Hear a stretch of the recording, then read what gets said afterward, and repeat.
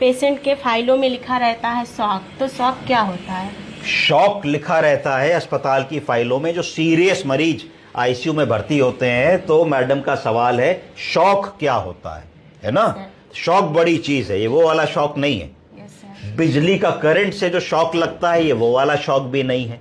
Shock का मतलब होता है एक ऐसी स्थिति जिसमें एक जीता जागता व्यक्ति जो कुछ देर पहले तक स्वतः अपना काम कर रहा है, जैसे मैं और आप कर रहे हैं, वो अपने कार्य को कर पाने की स्थिति में ना रहे और एकदम से उसकी चेतना चली जाए, ब्लड प्रेशर कम हो जाए, सांस लेने में प्रॉब्लम आने लगे, ब्रीदिंग डिफिकल्टी होने लगे, टट्टी पेशाब बिस्तर पे निकल जाए, एसिडोसिस होने लगे। इस तरीके की अगर सडन सिचुएशन आ रही है और इमरजेंसी में आप हैं और आप देख रहे हैं कि मरीज आया है, उसका ना तो बीपी मिल रहा है, पल्स बड़ी थ्रेडी मिल रही है, ब्रीदिंग बड़ी लेबर्ड है, SpO2 रीड नहीं कर रहा है, तो आप इमीडिएटली आपके मन में आना चाहिए कि मरीज किसी ना किसी कारण से शॉक में आया है। किस में आया है? शॉक में आया है। अब शॉक कई प्रकार के हो सकते हैं। अगर मान लो कि मरीज को 20 टट्टी लग गई कल रात से, उसने छोला भटूरा गोलगप्पा खाया तो शरीर का सारा पानी निकल गया। क्या हो गया?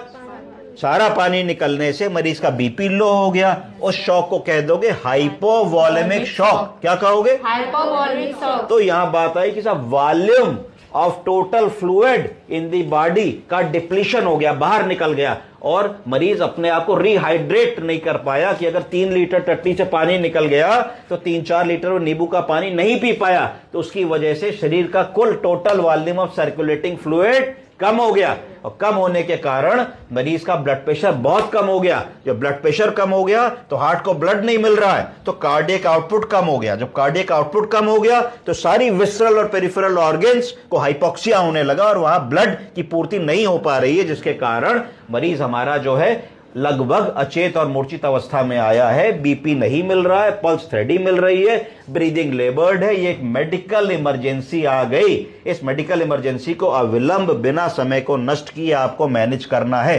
तुरंत बड़े बड़े 2 बोर के आईवी कैनुला लगा लेने हैं, चाहे आप 18 नंबर का या 16 नंबर का लगा लें, ग्रीन वीगो या ग्रे वीगो लगा लें 2 तरफ से। और अगर मरीज हमारा डायबिटिक है तो ऐसी फ्लूइड लगाएं जिसमें शुगर ना हो, यानी कि रिंगर लैक्टेट या नॉर्मल सेलाइन। और अगर मरीज डायबिटिक नहीं है तो हम लोग DNS भी दे सकते हैं, रिंगर लैक्टेट भी दे सकते हैं। ये भी जरूर देखें जब इतना ज्यादा सीवियर डिहाइड्रेशन होता है तो बहुत बार मरीज की शुगर लो हो जाती है। तो अगर शुगर लो है तो हमको कई बार 25% डेक्सट्रोज भी देनी पड़ सकती है ऐसे मरीज में।